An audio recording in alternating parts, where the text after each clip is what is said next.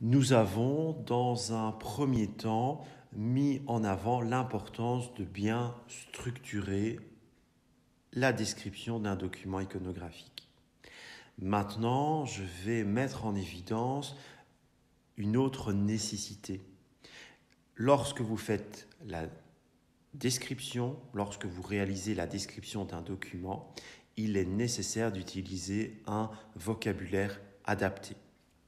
La première chose pour utiliser le bon vocabulaire, c'est de toujours bien différencier un exercice de description et d'interprétation et vous dire toujours que vous devez éviter le plus souvent possible de réaliser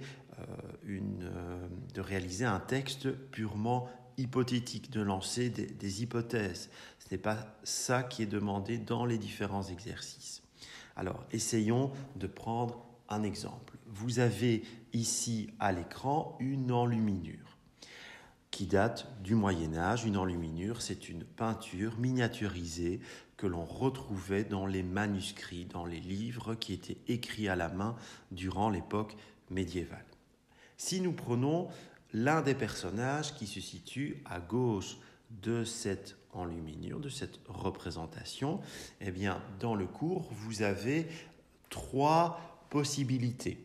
Première possibilité, vous pouvez me dire ce personnage pourrait être une femme car il porte une longue robe, il tiendrait une gourde à boire. Eh bien, cette première affirmation, ce premier texte, il est totalement erroné.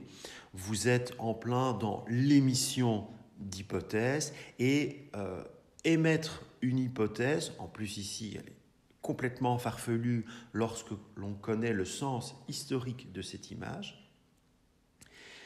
Ce type de texte, eh bien, ce n'est ni une description, ni une interprétation. Prenons le deuxième texte qui est proposé. Ce personnage est coiffé d'un linge, il tient dans la main droite levé un objet, il est chaussé et porte un long manteau bleu décoré d'une doublure rouge. Vous avez ici l'exemple type d'un texte descriptif. Vous voyez, dans la description, on reste neutre.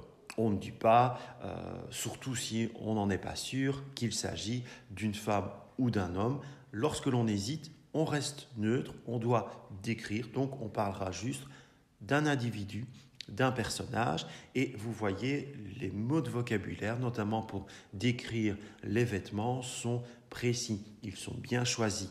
On ne sait pas si c'est un homme ou une femme, on ne sait pas exactement à quelle époque on se situe avec ce document, donc on ne parlera pas de robe, mais utiliser le terme manteau, c'est un terme générique qui convient pour quasiment toutes les époques, de l'Antiquité jusqu'à nos jours. Analysons quand même le troisième texte, même si maintenant nous savons que nous détenons la description.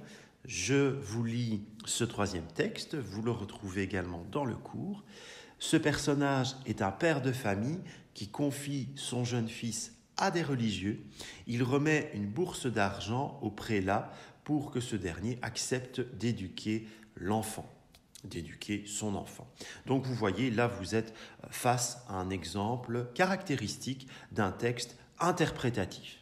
Et ce texte interprétatif, il a pu être réalisé grâce à quoi? Grâce à des recherches annexes. On peut interpréter une image seulement et seulement si on se documente au préalable ou on recherche des informations dans des livres ainsi que dans d'autres références.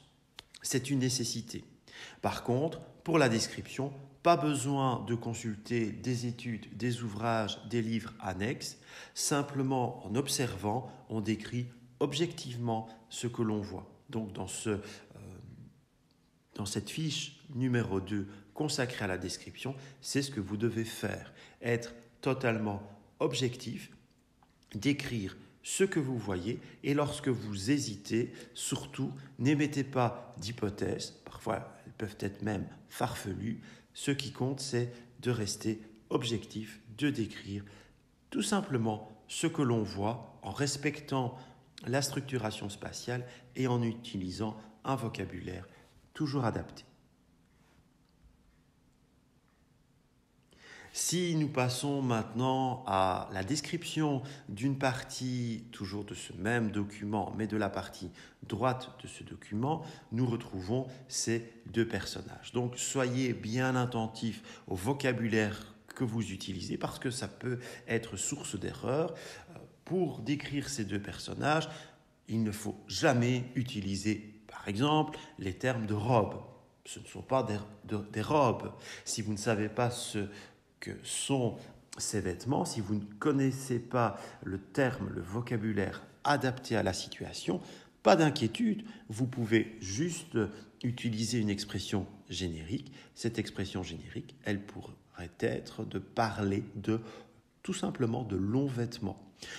N'utilisez jamais le terme chapeau pour cet objet. Pourquoi ? Ce n'est pas un chapeau. Donc, utilisez un vocabulaire adapté, éventuellement donc pour la description, un vocabulaire davantage générique, et vous pourrez tout simplement noter dans la description que ce personnage de gauche, porte un couvre-chef.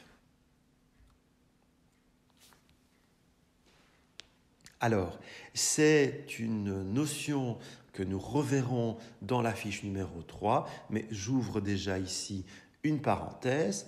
Comme je le disais précédemment pour l'autre partie de cet enluminure, lorsque vous interprétez un document, obligatoirement, vous avez besoin de ressources.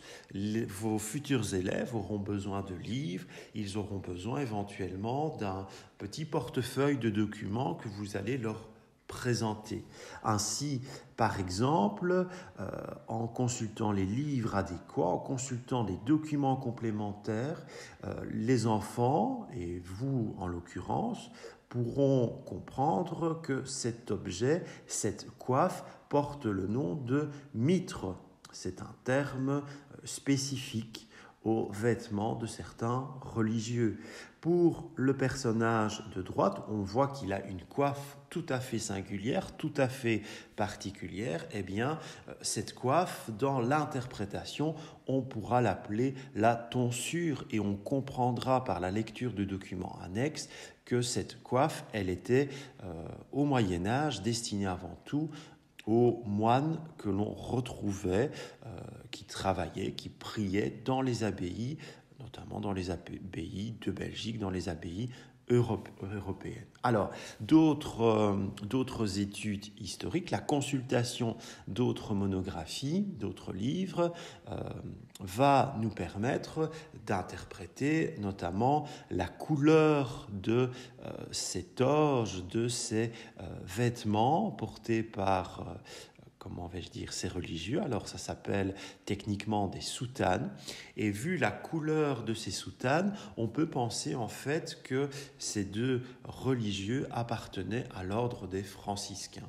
Il y avait au Moyen-Âge, dans les abbayes mais aussi dans les villes, différents ordres religieux.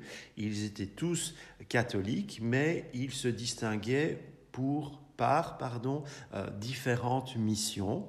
Peu importe, mais ici, en l'occurrence, lorsque l'on rencontrait au Moyen-Âge des religieux portant ce type de soutane, de couleur brun foncé, on savait directement que l'on avait affaire à des religieux appartenant à l'ordre de Saint-François.